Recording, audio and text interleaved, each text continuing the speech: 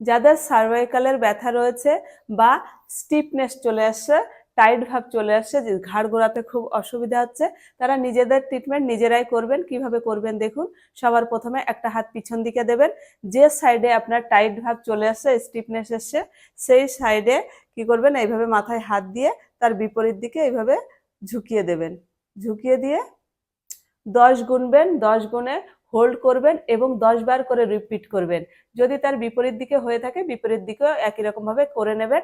আর তারপর করবেন দুটো হাতের বৃদ্ধাঙ্গুল দিয়ে একদম কানের নিচে থেকে এইভাবে একটা তেল বা কোনো বাম লাগিয়ে নিয়ে এইভাবে মাসাজ করবেন। কয়েকবার এভাবে মাসাজ করে নেবেন। আর এই যে আমাদের সাইডের যে মাংসপেশি রয়েছে, এখানটা একটুখানি চেপে চেপে মাসাজ করবেন। অ্যাকুপ্রেশার পয়েন্ট দেখুন সার্ভাইকালের জন্য এই যে আমাদের হাড়ের জয়েন্ট রয়েছে, এই জয়েন্টের নিচে এই জায়গাটায় রয়েছে।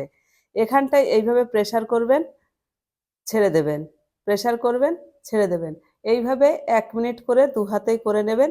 এতে আপনার সার্ভাইকালের ব্যথায় আপনি অনেক উপকার পাবেন। আর নিজের চিকিৎসা নিজে করুন এবং সার্ভাইকালের ব্যথা দূর করুন। ধন্যবাদ।